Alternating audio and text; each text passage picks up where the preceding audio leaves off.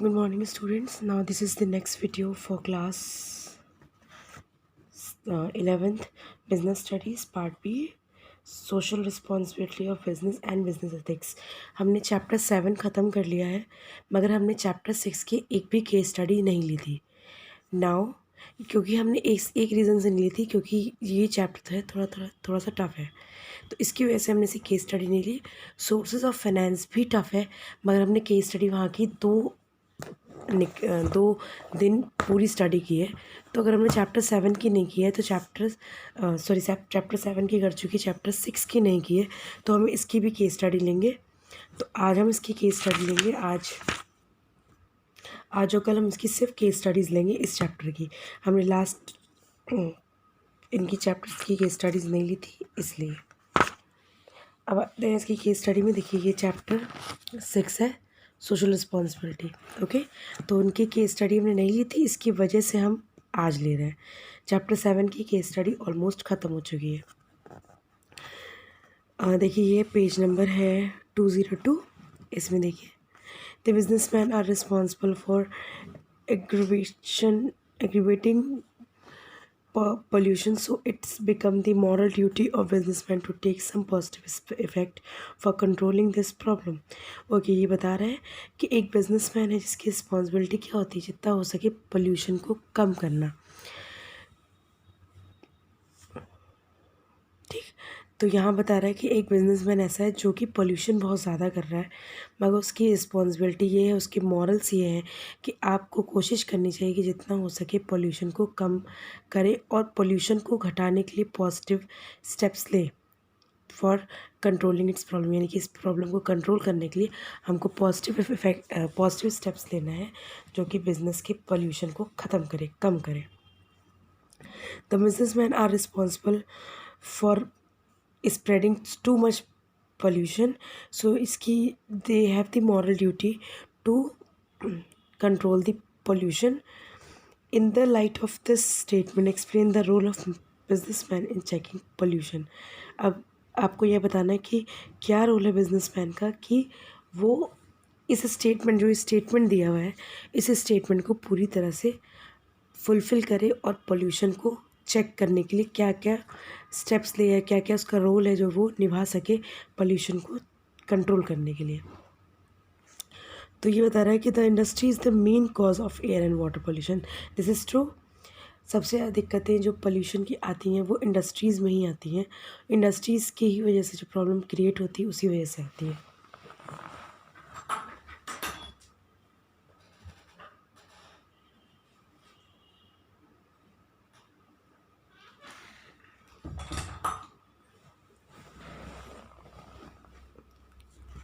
The smoke emitted by these factories is spreading air pollution and chemical discharge.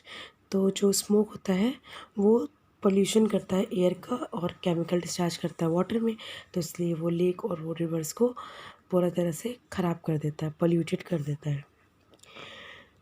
The major cause of water pollution, so businessman must take positive step.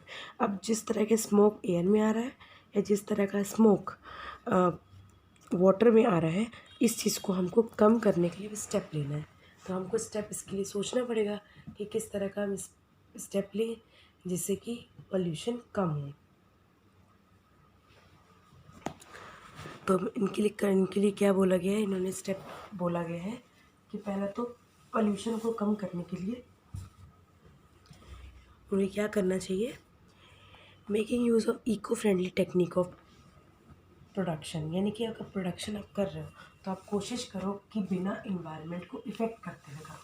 यानी कि environment के लिए eco friendly, क्या friendly environment बनाया जाए, कैसी technique use करी जाए जो कि पोल्यूशन तो करे मगर ऐसा पोल्यूशन हो जो कि इन्वायरमेंट को पोल्यूट ना करे, इन्वायरमेंट के लिए वो हार्मफुल ना हो, इन्वायरमेंट के लिए वो फेवरेबल हो. किस तरह का हमको करना चाहिए, स्टेप्स लेने चाहिए. देन आगे, रिसाइकिल इंडस्ट्रियल वेस्ट. अगर इंडस्ट्रियल वेस्ट है तो उसको किस तरह से हम रिसाइकिल कर सकते हैं. जैसे कि अभी आपने देखा होगा स्वच्छ भारत अभियान में, इसमें ये बोला गया था कि हमको अपने जितना भी बाहर नहीं, वॉशरूम बाहर नहीं जाना चाहिए। हमें कोशिश करनी चाहिए कि वॉशरूम जो है आप बाथरूम में ही जाए, जिससे कि जो भी डंप्ड गंदा का गार्बेज होगा या जो भी गंदा वेस्टेज है वो कहाँ जाए, वो सीधे जिस सीवेज पे जाए। और सीवेज क्या करेगा, उसको स्टोर करेगा और 5-6 साल में वो खाद बन जाता है। तो एक तरह से क्या हुआ, रिसाइकिल हो गया। जैसे कि मना कर दिया गया पॉलीथीन नहीं इस्तेमाल करनी चाहिए, क्योंकि पॉलीथीन रीयूजेबल नहीं होती। कुछ पॉलीथीन्स ऐसी हैं जो कि बहुत ही अच्छी होती हैं, अच्छी इन द सेंस है जिनकी क्वालिटी अच्छी होती है, वो रिसाइकिल हो सकती है, यानी कि यूज़ हो सकती है। और कुछ पॉलीथीन्स ऐसी होती है जो कि बिल्कुल भी उनका जो केमिकल होता है वो अच्छा नहीं होता है एनवायरनमेंट के लिए। अगर आप इसको जलाएं भी तो वो स्मोक पैदा करता है। पानी में डाल देंगे तो वो गलेगा ही नहीं, यानी कि पानी भी गंदा और पानी में वो तैरता रहेगा। जो प्लास्टिक की बॉटल्स होती हैं वो भी पानी में तैरती रहती है। तो हमें चाहिए कि हम ऐसी चीज़ें यूज़ करें जो कि रिसाइकिल हो सके। आगे, treat the waste through technology before discharging them into water. एक टेक्नोलॉजी का इस्तेमाल करें जिससे कि जो वेस्ट है, ऐसा वेस्ट पानी में जाए जो कि पानी में ईजिली डिज़ोल्व हो जाए। तो इस चीज़ का, इस ऐसी कोई टेक्निक का इस्तेमाल करना चाहिए। Participating in eco friendly activities such as plantation of tree, cleaning rivers, ponds etcetera. हमें कोशिश करनी चाहिए कि जितना हो सके प्लांटिंग करें ट्री, यानी कि ट्री प्लांटेशन हो। ट्री जो रिवर्स है वो क्लीन रहे। और हमें ऐसा ही कुछ ना कुछ एक्टिविटी करती है, जैसे कि गंगा को साफ़ करना है और रिवर्स को साफ़ करना है। हमें उनमें फूल नहीं डालना, उसमें पूजा पाठ करके अगरबत्ती नहीं डालनी, उसमें ये चीज़ें नहीं डालनी जो कि उसमें तैरती रहे, जो कि दूसरे इंसान जो चाहे उनके लिए हार्मफुल हो। फिर आते हैं next, making use of eco mark by producing eco friendly product. हमें इको मार्क करना चाहिए, यानी कि जो अच्छी इन्वायरमेंट फ्रेंडली प्रोडक्ट्स हैं उनको यूज़ करना चाहिए। Binding by laws and policy frame by the government. हमें सारे गवर्नमेंट की पॉलिसीज़ को सबको फॉलो करना चाहिए। Spreading awareness among the general public regarding the importance of technique and product. हमको चाहिए कि हम अवेयरनेस फैला सके नॉर्मल पब्लिक में कि जो भी इको फ्रेंडली टेक्निक्स या प्रोडक्ट्स हैं उन्हीं का इस्तेमाल किया जाए।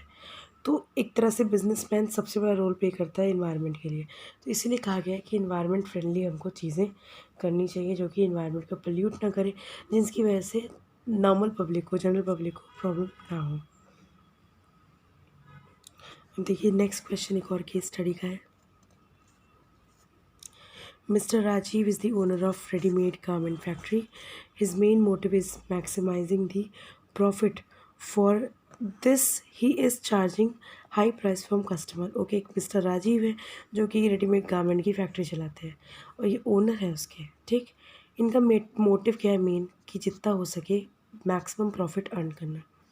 और मैक्सिमम प्रॉफिट अर्न करने के लिए ये लोगों से या आपके कस्टमर से, आपके उपभोक्ता से हाई प्राइस इम्पोज कर रहे हैं। And supply low quality of product, यानी कि सामान भी बहुत ही लो क्वालिटी का दे रहे हैं। If he is not providing good working condition to workers and pay them, he is not providing good working condition. इनके यहाँ जो लोग काम कर रहे हैं इनको अच्छे पेमेंट भी नहीं दे रहे हैं, सबसे मिनिमम पेमेंट दे रहे हैं, प्लस वर्किंग कंडीशन भी अच्छी नहीं दे रहे हैं। Even he did not bother about the pollution cause by his factory. एकदम से लापरवाह हैं जिन्होंने ना पब्लिक का ख्याल किया, ना अपने लोग वर्कर्स का ख्याल कर रहे हैं, ना इन्वायरमेंट का। चाह रहे हैं कि जितना हो सके पोल्यूशन फैक्ट्री में बढ़ता चले। As a result his efficient employer started leaving the job and joining the competitors. इसकी वजह से क्या हुआ, जो इनके अच्छे वर्कर्स थे उन्होंने जॉब छोड़ना शुरू कर दिया और इन्होंने कॉम्पिटिटर्स की फैक्ट्रीज को ज्वाइन कर लिया। The government put a heavy penalty on him for causing pollution and even members of customer also decrease। बोला जा रहा है कि जितना हो सके गवर्नमेंट ने हेवी पेनाल्टी लगाई है इनमें, जो कि पॉल्यूशन बहुत ज़्यादा कर रहे थे और इनकी हाई प्राइस पोज करने की वजह से कस्टमर भी इनके छोड़ के चले गए हैं इनकी company. He was very upset and could not understand his problem. ये बहुत दुखी हुए, अब ऐसा हो गया, यानी कि अच्छे लोग भी इनकी फैक्ट्री छोड़ के चले गए जो इनके वर्कर्स थे, कस्टमर इनके यहाँ से प्रोडक्ट्स नहीं लेते थे। गवर्नमेंट ने हाई पेनाल्टी, यानी कि सारी की सारी मुसीबत आ गई, हाई प्रॉफिट गेन करने की तरफ की वजह से अब ये समझ नहीं पा रहा है कि आखिर गलती हो कहाँ रही है। तो अब क्वेश्चन क्या स्टैब्लिश होता है, according to you what is lacking by mister Rajiv. Mister Rajiv कहाँ लैक कर रहे हैं? मिस्टर राजीव किसी भी तरह की चैप्टर का जो टॉपिक है उसी को फॉलो नहीं कर रहे, यानी कि इस चैप्टर को या तो उन्होंने पढ़ा नहीं है या तो उनका बेसिक मजबूत नहीं है कि social responsibility is the major cause of business. यानी कि अगर आपका बिजनेस डिक्लाइन कर रहा है तो यानी कि आप अपनी पूरी तरह से अपना दमथल नहीं लगा रहे कि आप अपने बिजनेस को रन कर सकें। In the above para towards whom he did not meet social responsibility। above para जो हमने पढ़ा उसमें किसकी किसकी प्रति इनकी सोशल रिस्पॉन्सिबिलिटी आपको लगी कि गलत है? कस्टमर को भी लूट रहे हैं, एम्प्लॉयज़ को भी परेशान कर रहे हैं, और एक तरह से कम्युनिटी यानी कि जो वहाँ की इन्वायरमेंट है उनको भी इफ़ेक्ट कर रहे हैं, जिससे कि वहाँ का समाज इफ़ेक्ट हो रहा है। तो ये 3 लोग हैं जिनको ये इम्पैक्ट कर रहे हैं। Explain social responsibility of business toward different group. आपको नोट्स में भी दिया गया है, इसका वीडियो भी बनाया गया है, तो आप खुद बताएंगे कि डिफरेंट ग्रुप के प्रति क्या क्या रिस्पॉन्सिबिलिटी, डिफरेंट ग्रुप यही है इनके प्रति इनकी क्या रिस्पॉन्सिबिलिटी है, चैप्टर की स्टार्टिंग में आपने पढ़ा हुआ है। तो ये मेन इसका आंसर है। एक क्वेश्चन हम और ले सकते हैं, छोटा सा लेंगे। Okay, the government ban running of industries near a very famous monument Taj Mahal. Taj Mahal जो है आपको पता है जो 7वें अजूबे में आता है पूरे विश्व के। तो ये बता रहा है कि गवर्नमेंट ने मना कर दिया है कि उसके आसपास किसी भी तरह की इंडस्ट्रीज़ नहीं रन कर सकती, क्योंकि उसकी वजह से ताजमहल को थोड़ी दिक्कत आ रही है, यानी कि उनकी जो क्वालिटी ऑफ मार्बल्स इस्तेमाल हुए उनकी दिक्कत आ रही है, तो वहाँ के इन्वायरमेंट को इफ़ेक्ट हो रहा है, एयर पल्यूट हो रही है, तो वो अपने कलर वाइट से कुछ कलर बदल रहा है। इसकी वजह से गवर्नमेंट ने बैन कर दिया है कि ताजमहल जैसे मॉन्यूमेंट के पास किसी भी तरह की इंडस्ट्रीज़ रन नहीं करेगी। But ABC limited does not go by order of the court and continue operating there. ABC limited एक कंपनी है जिन्होंने गवर्नमेंट के इस रूल को नहीं माना और गवर्नमेंट के ऑर्डर के अगेंस्ट उन्होंने अपना बिजनेस मतलब कि ऑपरेट कर रहे हैं। यानी कि उन गवर्नमेंट ने अगर मना कर दिया है तो ये कोर्ट के ऑर्डर को भी मना कर दे रहे हैं, गवर्नमेंट की रूल्स को भी मना कर दे रहे हैं, और ये क्या कर रहे हैं, अपना बिजनेस वहाँ पर रन कर रहे हैं, ऑपरेट कर रहे हैं। तो अब क्या हो रहा है, is the company fulfilling its responsibility? No. Court या गवर्नमेंट कोई भी जनरल पब्लिक के अगेंस्ट कोई डिसीज़न नहीं लेता है।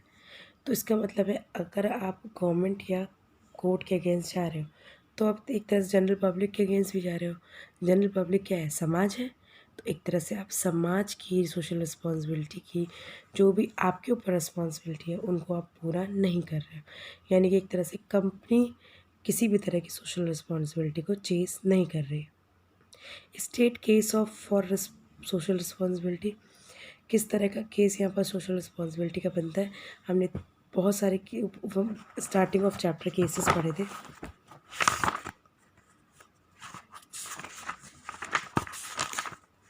ये देखिए, self interest, better environment for business, public image, avoidance of government responsibility, social power,